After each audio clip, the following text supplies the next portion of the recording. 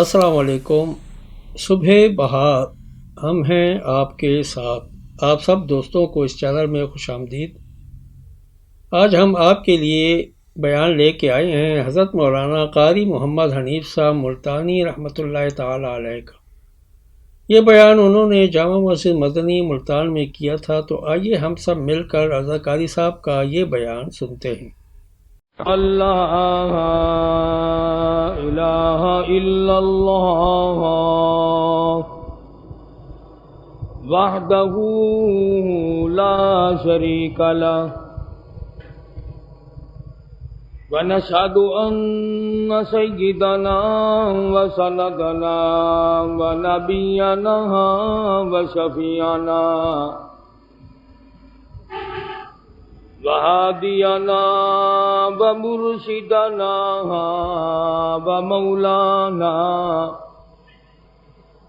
ومولانا محمدا عبدہ ورسولہ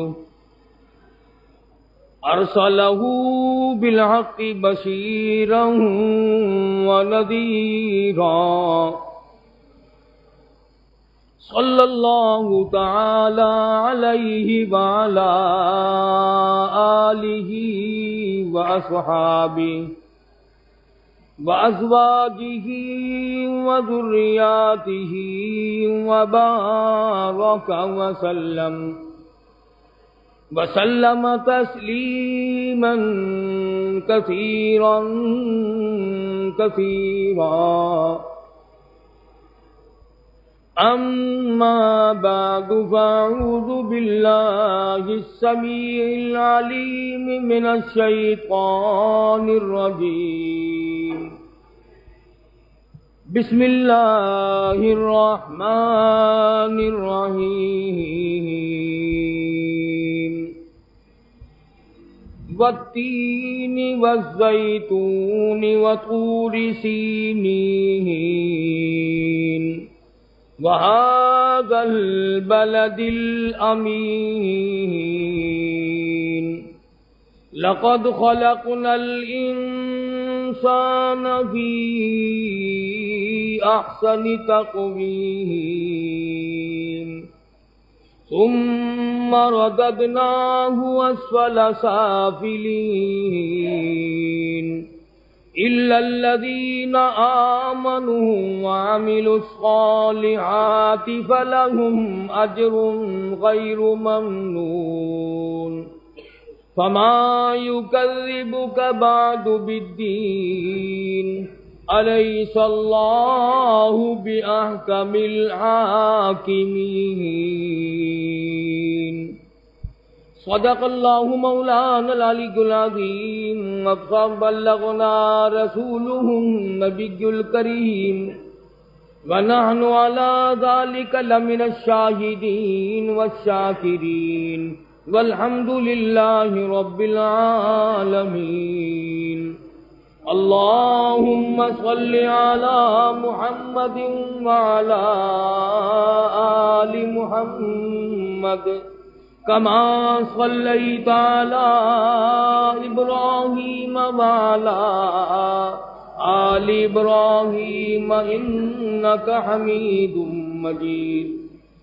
اللهم بارك على محمد وعلى آل محمد كما باركت على إبراهيم وعلى آل ابراہیم انک حمید مجید۔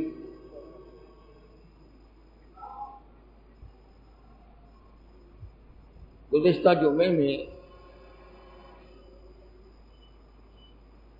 اسد اللہ و اسد رسولی سیدنا امیر حمزہ سید الشہداء رضی اللہ تعالی عنہ کی شہادت کے بارے میں عرض کیا تھا۔ خداوند کریم نے اپنے کلام پاک میں الف لام میم سے لے کر والناس تک جن حضرات کا ذکر خیر فرمایا وہ نہایت ہی عظیم الشان مرتبے کے مالک ہیں، کیا کہنا ان حضرات کی عظمتوں کا جن کو خداوند کریم نے عرش پہ یاد فرمایا ہو.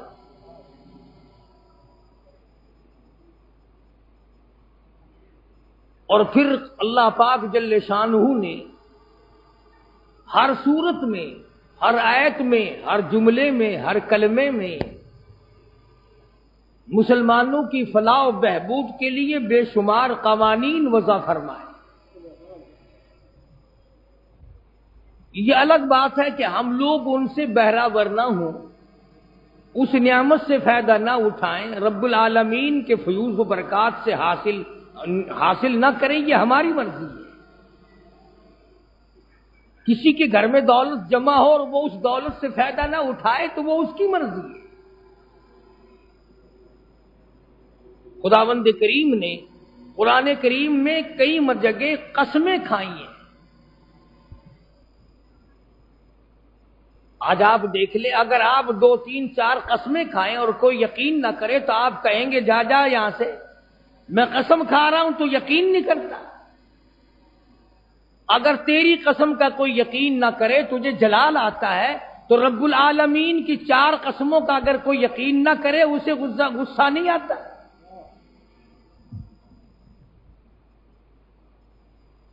حق سبحانہ و تعالی و تقدس نے اس انسان کی عظمت کو بڑھانے کے لیے اس کی تخلیق میں عجیب و غریب عنصر رکھے، اس کا انداز نرالا اختیار کیا، اس کی شکل و صورت سے وہ نما کو علیحدہ صورت دی، اور یوں فرمایا کہ او میرے بندے، میں نے ہر چیز کو کن کے ساتھ بنایا. فرمایا جبریل ہو، میکائیل ہو، اسرافیل ہو، حضرت اسرائیل ہوں، کروڑوں اربوں خربوں فرشتوں کی جماعت ہوں، کرامن کاتبین ہو، منکر نکیر ہو، کوئی بھی ہو، میں نے سارے فرشتوں کو کن کے ساتھ بنایا. آسمان، زمین، سدرۃ المنتہا، عرش عظیم، سمندر، دریا، پھول، پتیاں، کلیاں، تمام چاند، سورج، ستارے، فرمایا تمام نظام کائنات میں نے کن کے ساتھ بنایا. یعنی ہو جا، بس وہ ہو گیا. اس لیے فرمایا اذا قضا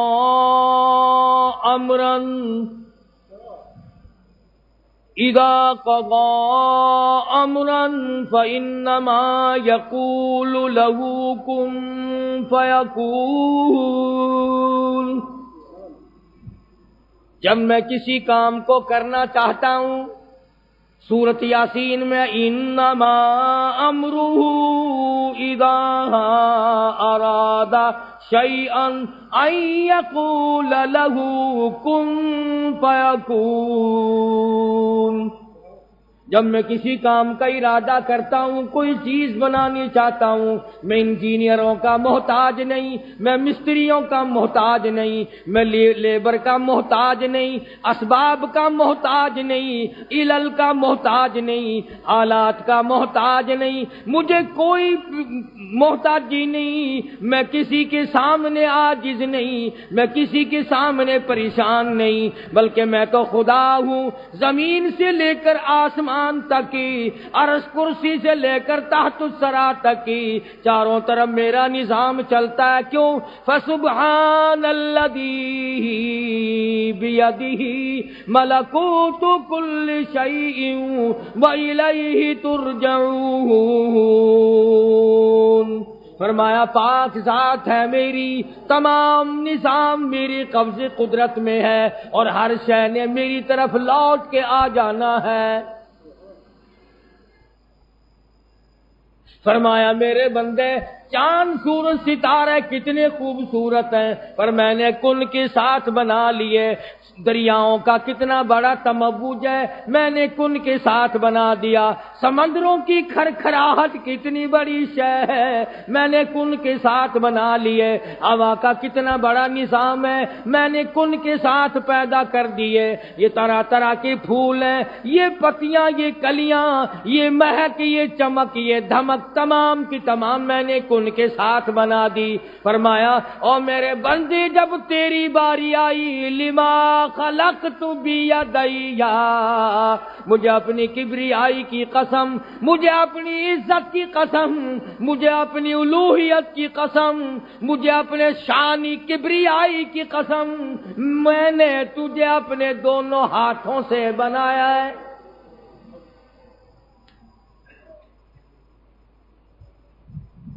تو اپنے لبوں پہ غور کر، اپنی زبان پہ غور کر، اپنی ناک پہ غور کر، اپنی آنکھوں پہ غور کر، اپنے ہاتھ کی انگلیوں پہ غور کر، اپنے پیروں کی طرف نظر چکا، اپنی تمام سڈول کی طرف نظر کو جھکا اور دیکھ تو صحیح میں خدا نے تجھے کس نے حسین سانچے میں ڈالا ہے.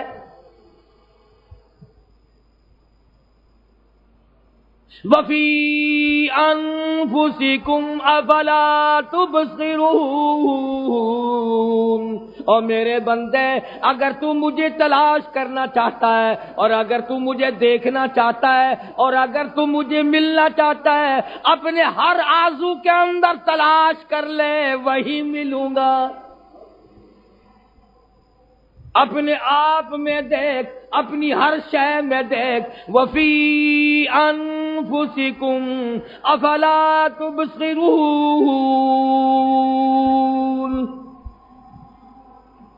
اپنے کھانے میں دیکھ، اپنے پینے میں دیکھ، اپنے پہننے میں دیکھ، اپنے چلنے پھرنے میں دیکھ، اپنے سانس لینے میں دیکھ، اپنی زندگی میں دیکھ. رات کو دیکھ، دن کو دیکھ، میں تجھے نظر آ جاؤں گا.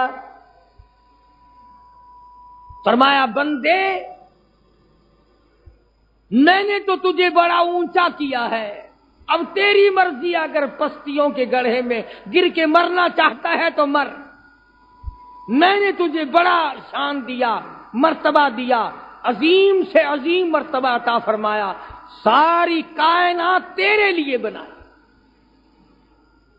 فرمایا کھیتیاں سرسبز ہیں تیری غذا کے واسطے، چاند سورج اور ستارے ہیں ضیاء کے واسطے. سب جہاں تیرے لیے اور تو خدا کے واسطے.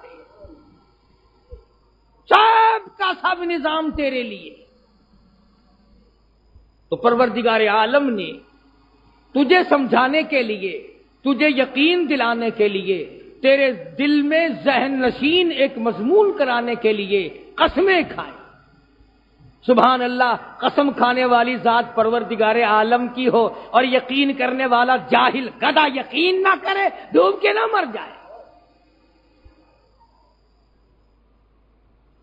بعضے لوگ اعتراض کرتے ہیں، دیکھو جی ہمیں تو کہتے ہیں کہ اللہ کے سوا کسی اور چیز کی قسم نہیں کھانی چاہیے، اللہ پاک نے انجیر کی قسم کیوں کھائی؟ مفسرین نے لکھا تفصیل کے ساتھ کہ اللہ پاک کے قسم کھانے کا مطلب کسی چیز کو گواہ بنانا ہوتا ہے، شاہد بنانا ہوتا ہے کہ یہ چیز گواہ ہے. مقسم بے کی قسم کھانے سے وہ مراد نہیں کہ انجیر کی قسم کھاؤں تو خدا کی خدائی بڑی ہو جائے گی.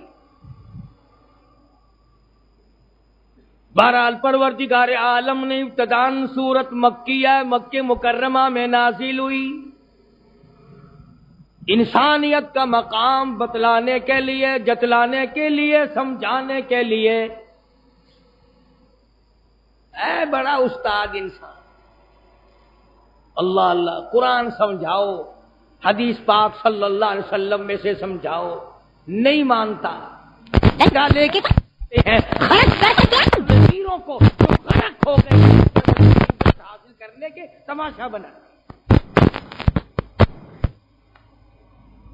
پہلے لوگ قبرستان میں سے گزرتے تھے، جگر پھٹتا تھا، دل میں سوچا کرتے تھے نا کہ یہ وہ جگہ ہے جہاں جج پڑے ہیں، وکیل پڑے ہیں، دولت مند پڑے ہیں، نواب پڑے ہیں، بڑے بڑے رئیس پڑے ہیں، بڑی بڑی حسینہ اور بڑی بڑی خوبصورت اور جن کی چال سے لوگ قتل ہو جایا کرتے تھے وہ یہاں پڑی ہے. رویا کرتے تھے لوگ. آج قبرستان میں جوا کھیل رہے ہیں، قبرستان میں شراب پی جا رہی ہے، قبرستان میں بدماشی ہو رہی ہے. کب ڈریں گے؟ قیامت میں جب بربادی آ جائے گی.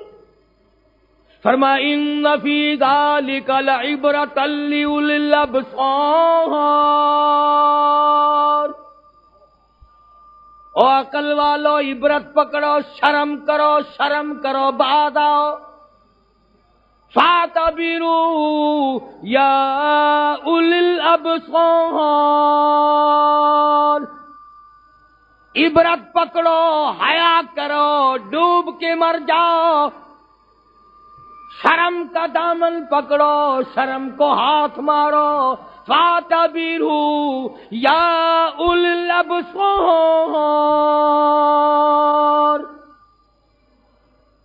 کچھ تو عقل کو ہاتھ مارو، کچھ تو سوچو کہ ہو کیا رہا ہے.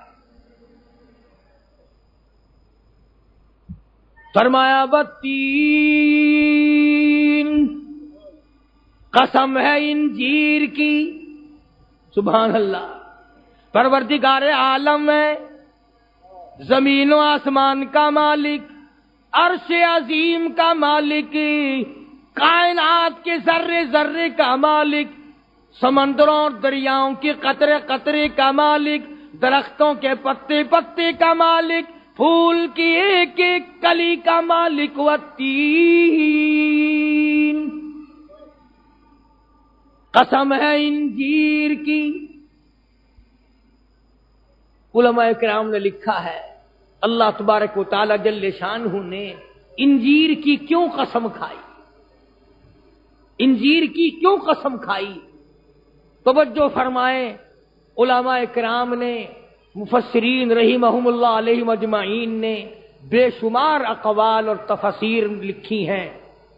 یوں لکھا ہے کہ اللہ پاک نے انجیر کی قسم اس لیے کھائی کہ انجیر کے پھل کے اندر گٹھلی نہیں. آم میں گٹھلی ہے، آلو بخارے میں گٹھلی ہے، خرمانی میں گٹھلی ہے، کھجور میں گٹھلی ہے، چھہارے میں گٹھلی ہے. انجیر ایک ایسا پھل ہے جس میں گٹھلی نہیں. اور بعض پھل ایسے ہیں کہ ان کے اوپر چھلکا بڑا ہے، جیسے مالٹا، سنترا، جیسے کیلا، بڑا زبردست چھلکا ہے، موٹا موٹا چھلکا ہے. کسی پھل کے اندر گٹھلی ہے اور کسی کے اوپر چھلکا ہے. اللہ سبحانہ و تعالیٰ نے انجیر کی قسم اس لیے کھائی، فرمایا میرے بندے انجیر کی طرح بن جا، اپنے دل میں حسد اور شرک کی گٹھلی نہ پال اور اپنے اوپر منافقت کے پردے نہ ڈال.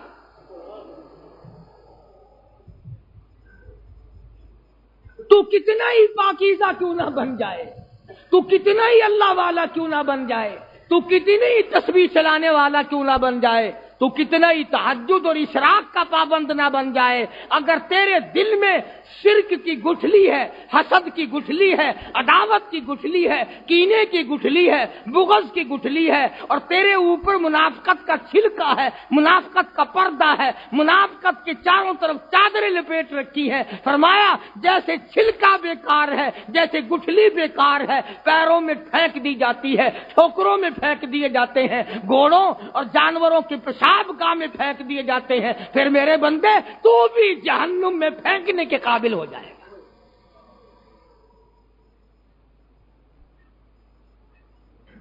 فرمایا تیرا دل اور تیرا ظاہر اور باطن، اندر اور باہر ایک ہو. جو تیرا اندر ہو وہی باہر ہو، اور جو باہر ہو وہی اندر ہو. مگر بڑی مشکل یہ ہے کہ یہ ہمارا زمانہ جو ہے اس میں بدماشی، چلاکی اور بے ایمانی کو سیاست کہتے ہیں. جو کسی کو چال دے اور فریب کرے، ٹھگی مارے کہ میں نے اس کو بڑی سیاست سے پھنسایا. جھوٹ بولنا سیاست، بے ایمانی کرنا سیاست، رشوت بٹورنا سیاست کی اماں، حرام کھانا، سور کھانا سیاست،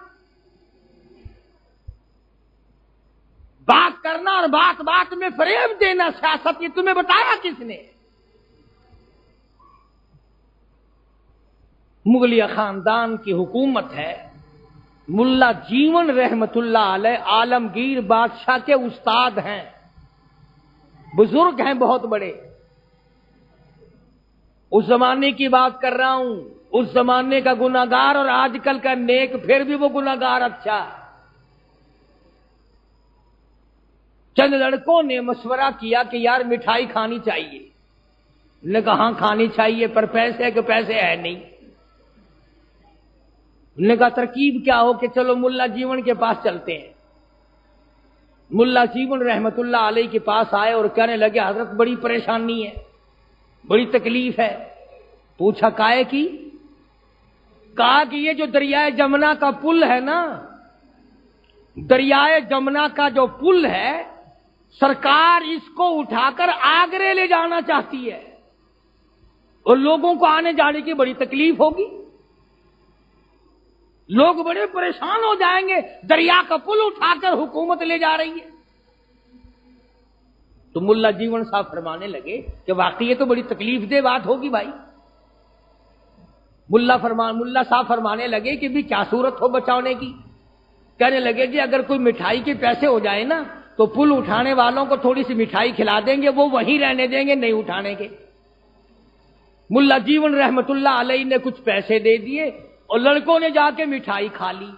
بتانا یہ چاہتا تھا جب اس بات کا چرچا ہوا کہ ملا جیون رحمت اللہ علیہ سے لڑکے ٹھگی مار کے پیسے لے گئے اور مٹھائی کھا لی، تو آ کے کہنے لگے بھلا ملا جی آپ کی عقل میں یہ بات نہیں آئی کبھی دریاؤں کے پل بھی اٹھا کر کہیں لے جائے جا سکتے ہیں؟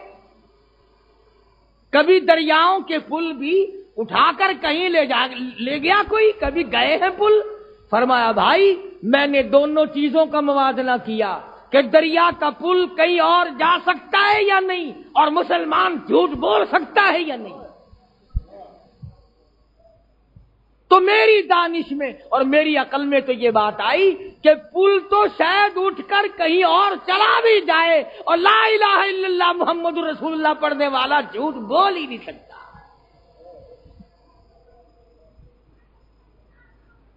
وہ اس زمانے کی بات ہے. آج کل تو لوگ شروع سے لے کر ساری زندگی سراسر جھوٹ، بے ایمانی، بدماشی. جب بھی مزے ہو رہے ہیں نا، کروڑا پتی وہ بھی کلیجے پہ ہاتھ رکھتا پھرتا ہے، مولانا نیند نہیں آتی، رات کو نیند نہیں آتی، گولیاں کھا لیا کر نیند آنے کی. کروڑا پتی کو نیند نہیں آتی، لکھا پتی کو نیند نہیں آتی. کسی کو بیوی نے پریشان کر رکھا ہے، کسی کو اولاد نے پریشان کر رکھا ہے، کسی کو ادھار لینے دینے نے پریشان کر رکھا ہے، کسی کو کسی چیز نے پریشان کر رکھا ہے. اطمینان صرف اس کو ہے جو اٹھتے بھی کہتا ہے اللہ اکبر اللہ اکبر، کہتا ہے یا اللہ دولت پہ لعنت بھیجتا ہوں اور یہ پتی پشتی تو میں کیا کروں گا، بس تیرا ڈر ہو میرا سر ہو، تیرا گھر ہو میرا دل ہو، تیرا در ہو میں سر مارتا مارتا مر جاؤں. تو فرمایا بتین قسم انجیر کی، فرمایا میرے بندے انجیر کی طرح بن جا، اندر اپنے گٹھلی پیدا نہ کر، اوپر منافقت کا پردہ اور چھلکا نہ پیدا کر. اور دوسری وجہ مفسرین نے یہ لکھی ہے انجیر کی قسم کھانے کی کہ انجیر تر بھی کام آتا ہے، تازہ بھی کام آتا ہے کھانے کے، لذیذ ہوتا ہے، اور خشک بھی کام آتا ہے دواؤں میں. کیا مطلب؟ دھیان بھائی توجہ، نقطے کی بات ہے. قرآن کریم کی تفسیر لکھنے والوں نے، علماء کرام نے رحمہم اللہ علیہ مجمعین نے ہم پر بڑا احسان فرمایا کہ انہوں نے ایسے ایسے نقطے لکھے. تو فرمایا میرے بندے انجیر کی طرح بن جا. کیوں؟ جیسے انجیر تر کام آتا ہے، تازہ کام آتا ہے، اور خشک بھی دواؤں میں کام آتا ہے، او میرے بندے تو بھی ایسا بن جا، زندگی میں بھی دوسروں کے کام آ، مرنے کے بعد بھی کام آ.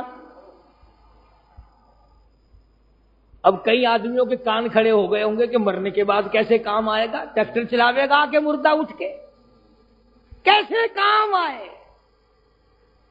فرمایا میرے بندے انجیر کی طرح بن جا، تازہ بھی کام آ، موسم بہار میں بھی کام آ، خشک بھی کام آ۔ کیا مطلب؟ ساری زندگی میں میری مخلوق کی خدمت کرتا جا، کرتا جا، کرتا جا، اور مرنے سے پہلے کچھ ایسے کارنامے انجام دے جا، ایسے کام کر کے جا جو مرنے کے بعد بھی کام آ رہا ہو۔ مسجد بنا دے، مدرسہ بنا دے، سرائے بنا دے، کنواں بنا دے، نلکا لگا دے۔ تو قبر میں ہے، لوگ مسجد میں سبحان ربی الاعلیٰ سر سجدے میں رکھ کر کہہ رہے ہیں، آواز آتی ہے او میرے بندے تجھے تو پتہ نہیں تیری بنائی ہوئی مسجد میں کون آیا، کس نے وضو کیا، کس نے قبلے کی طرف منہ کیا، کس نے سر سجدے میں رکھا، کس نے عاجزی کی، سبحان ربی الاعلیٰ کس انداز کے ساتھ کسی نے کہا۔ فرمایا میرے بندے میں تیری قبر کے حالات سے بھی واقف اور تیری بنائی ہوئی مسجد سے بھی واقف، ادھر میں سنتا جاتا ہوں، دیکھتا جاتا ہوں، ادھر تجھ پہ میں اپنی کریمی کی بارش کرتا جاتا ہوں۔ علم پڑھا جا، قرآن کریم پڑھا جا، وہ آگے پڑھائیں، وہ آگے پڑھائیں، وہ آگے پڑھائیں، اللہ پاک تیرے کارنامے کو بڑھاتا ہی چلا جاتا ہے۔ چنانچہ دیکھ لے بازے شیخ، بازے قاری عالم کو اللہ پاک نے اتنی قبولیت عامہ عطا فرمائی۔ حضرت قاری رحیم بخش صاحب رحمت اللہ علیہ کے ہزارہا شاگرد وہ قبروں میں ہیں، شاگرد مدینے پاک میں بیٹھے پڑھا رہے ہیں، وہ قبر میں ہے، شاگرد مکے پاک میں پڑھا رہے ہیں، وہ قبر میں ہے، شاگرد کویت اور لیبیا اور دوسرے ملکوں اور مقامات پر قرآن کریم پڑھا رہے ہیں، تو اللہ کی رحمت برستی ہے۔ تو فرمایا میرے بندے انجیر بن جا، انجیر کی طرح ہو جا، اندر گٹھلی نہ پیدا کر، اوپر چھلکا منافقت کا پیدا نہ کر، تر بھی کام آ اور خشک بھی کام آ۔ آگے فرمایا والزیتون، درخت زیتون کی قسم۔ زیتون کا ایک درخت ہے جو یمن میں، شام میں، ان علاقوں میں پیدا ہوتا ہے۔ اللہ پاک نے درخت زیتون کی قسم کھائی، فرمایا میرے بندے درخت زیتون کی طرح بن جا، زیتون کے درخت کی طرح بن جا۔ کیسے؟ زیتون کے درخت کے پتے بھی، ٹہنی بھی، شاخ بھی، تنا بھی، جڑ بھی، تمام کی تمام دواؤں میں کام آتی ہے۔ زیتون کے درخت کے پتے، زیتون کے درخت کی چھڑیاں، لڑیاں، شاخیں، ٹہنیاں، زیتون کے درخت کا لڑا، تنا، جڑیں تمام کے تمام دواؤں میں کام آتی ہے، پتوں سے لے کر جڑ تک تمام کا تمام دواؤں میں کام آتا ہے۔ اور میرے بندے تو بھی زیتون کی طرح بن جا، سر سے لے کر پیروں تک دوسروں کے کام آنے والا بن جا۔ تیرا دماغ بھی میرے کام آئے، تیری آنکھیں بھی میرے دین کے کام آئے، تیرا دل بھی میرے دین کے کام آئے، تیرے ہاتھ بھی میرے دین کے کام آئے، تیرے پیر بھی میرے دین کے کام آئے، تیری سوچ بھی میرے دین کے کام آئے، تیرا دماغ بھی میرے دین کے کام آئے، تیری انگلی کا اشارہ بھی میرے قرآن کریم کے کام آئے۔ فرمایا سر سے لے کر پیروں تک تمام کا تمام میرے دین کے لیے کام آنے والا بن جا۔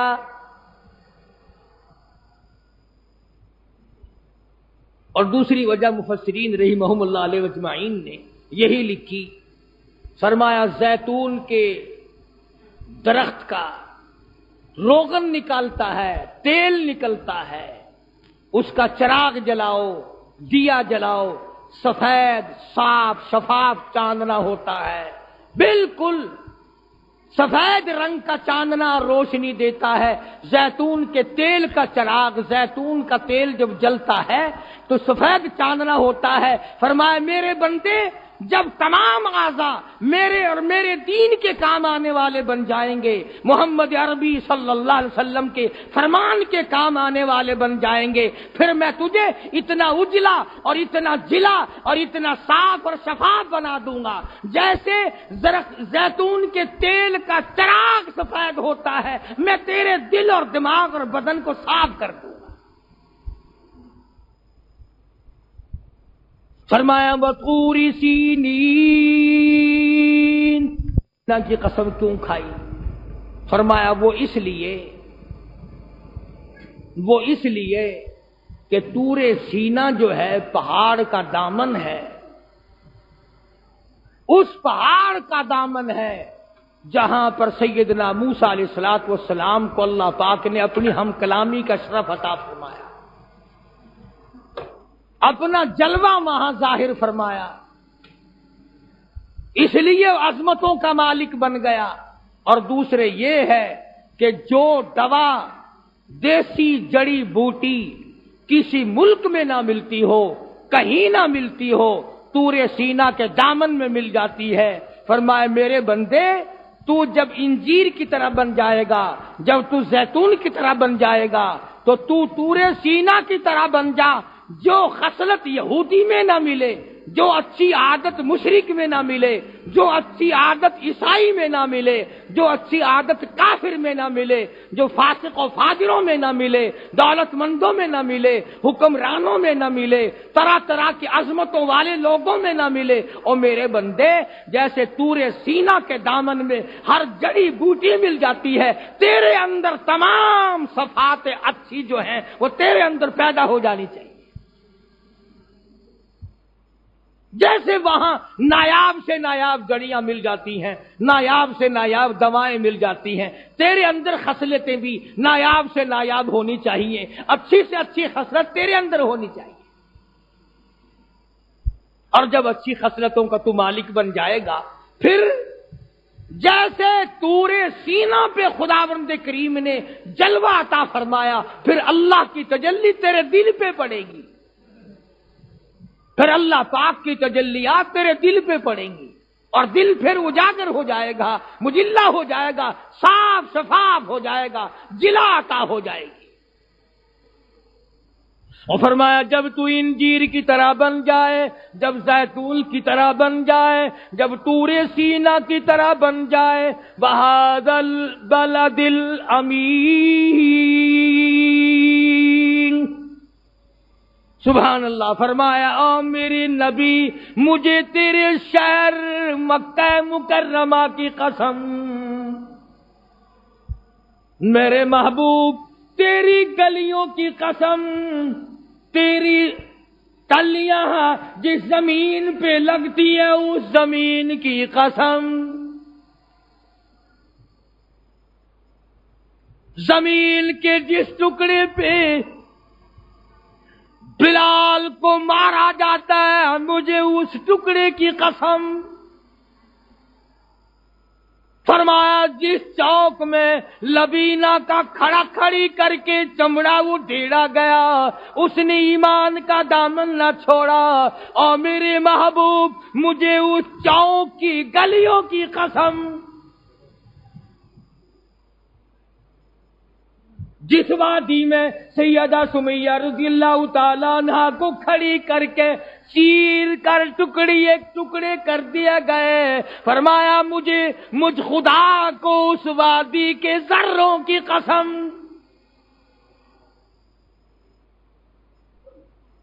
جس علاقے میں، جس چوک میں، جس میدان میں حضرت زنیرہ رضی اللہ تعالیٰ عنہا کی کھڑی کر کے دونوں آنکھیں نکال دی گئی، مجھے اس میدان کی قسم، وَهَذَا الْبَلَدِ الْأَمِينِ،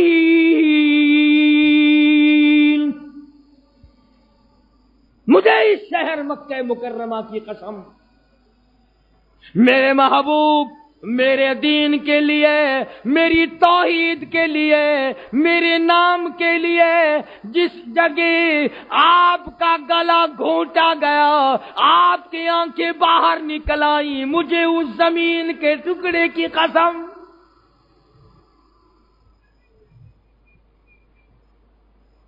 میرے محبوب صلی اللہ علیہ وسلم مجھے یہ 4 قسمیں گواہ ہیں، یہ 4 چیزیں گواہ ہیں، میں ان 4 قسموں کو کھا کر کہتا ہوں.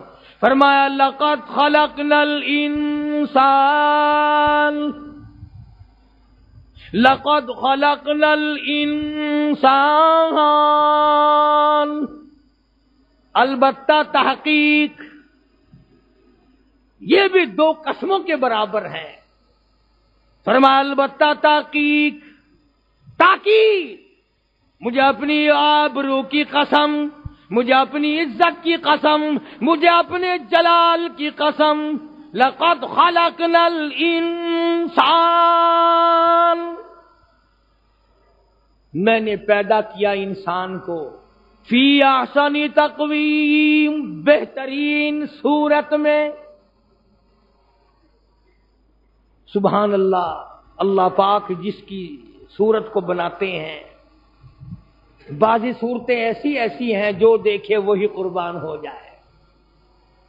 اللہ اکبر. علامہ انور شاہ کشمیری رحمت اللہ علیہ سہارنپور کے اسٹیشن پہ ٹکٹ خریدنے کے لیے کھڑکی کے سامنے تشریف لائے.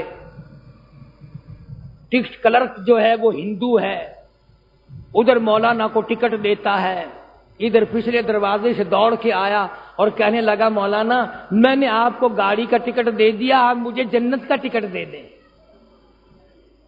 آپ مجھے جنت کا ٹکٹ دے دیں. فرمایا کیا مطلب، تجھے کیا سمجھ آئی؟ کہنے لگا کلمہ پڑھاؤ. کیوں، کیا چیز؟ کہ جب کھڑکی میں سے آپ کے چہرے پہ نظر پڑی میرے دماغ میں یہ بات آئی، جو خدا اتنے خوبصورت بندے بنا سکتا ہے وہ خود کتنا حسین ہوگا. ہاں ہاں، میں ان اکابر کا غلام ہوں جن کی شکلیں دیکھ کر کافروں نے کلمے پڑھے. خواجہ غلام حسن رحمت اللہ علیہ لالیسن کروڑ والے، سینکڑوں نہیں ہزاروں کافروں کراڑوں کو کلمہ پڑھا. ایک نہر کے پل پہ بیٹھے، کراڑ آیا، آخر لگا مولوی صاحب کروڑ دا راہ کیڑا ہے، کروڑ دا راہ کیڑا ہے؟ فرمایا کروڑ دا راہ دساں یا توڑ دا راہ دساں، کروڑ دا راہ دس دیواں یا توڑ دا راہ دس دیواں. کراڑ آخر لگا جیویں سائیں دی مرضی ہوئے. فرمایا پڑھ لا الہ الا اللہ محمد الرسول اللہ. ان لوگوں نے کافروں کو مسلمان بنایا، جہنمیوں کو جنتی بنایا. یہ جنت کے ٹھیکیدار بنے پھرتے، مسلمانوں کو کافر بناتے. ساری عمر گزر گئی، فلانا کافر، فلانا کافر، فلانا کافر، فلانا کافر. تجھے اپنا بھی پتا ہے کہ تو کافر ہے یا مسلمان ہے یا کون ہے؟ اپنا پتہ کرنا نہیں، لوگوں پہ فتوے لگانا. اور ان ملاؤں کا اور مولویوں کا بھی قصور نہیں، فتووں پہ پیسے ملتے ہیں. تقریر میں زیادہ گالیاں دو تو زیادہ پیسے ملتے ہیں، تھوڑی گالیاں دو تھوڑے پیسے ملتے ہیں. کبھی تم اپنے دل میں خوش ہو رہے ہو کہ مولوی گالیاں دیتے ہیں یہی مریں گے، نہیں نہیں، انشاءاللہ حصہ تمہارا بھی ساتھ ساتھ رہے گا. فرمایا لقد خلقنا الانسان فی احسن تقویم، البتہ تحقیق میں نے آدمی کو، انسان کو کتنے بہترین حسین سانچے میں ڈھالا ہے. آنکھیں دیکھو وہ نرالی، ناک دیکھو وہ نرالا، لب دیکھو وہ نرالے. اور بھی دنیا نے ہزاروں قسم کی ترقی کی، ماڈرن قسم کی دنیا بن گئی. جدید ترین دنیا کے ہاتھ اسلحہ، جدید ترین مشینری اور آلات کے ہوتے ہوئے اللہ اور پروردگار عالم کے بنائے ہوئے ایک ناخون کے مقابلے میں ناخون نہیں بنا سکے. جو پروردگار عالم کی پیدا کرتا ہے، ایک بال کو کوئی پیدا کر کے دکھائے.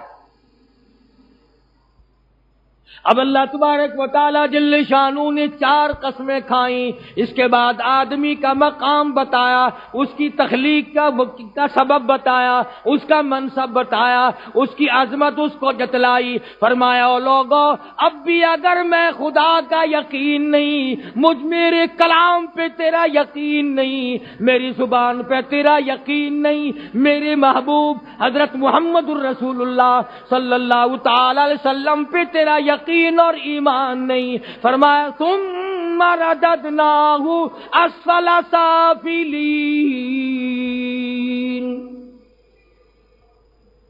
پھر میں ایسے آدمی کو پھینکوں گا اسفل السافلین میں۔ اب جہنم کا نام آپ نے رات دن سنا، دوزخ کا نام بھی رات دن سنا، یہ اسفل السافلین کیا چیز ہے؟ قرآن کریم نے فرمایا اسفل السافلین، پروردگار عالم جل شانہ نے فرما دیا کہ اسفل السافلین معنی کیا ہے، مطلب کیا ہے؟ جہنم میں ایک وادی ہے، دوزخ میں ایک وادی ہے۔ حدیث پاک میں آتا ہے کہ جناب محمد الرسول اللہ صلی اللہ تعالی علیہ وسلم کی ذات کی خدمت میں صحابہ کرام بیٹھے تھے، صبح کا وقت تھا، ایک کھڑکا سنائی دیا، ایک آہٹ سنائی دی، دھماکہ ہوا۔ آپ نے فرمایا صحابہ کرام سے سنا ہے؟ عرض کیا ہاں یا رسول اللہ سنا ہے۔ فرمایا کیا کھڑکا ہے؟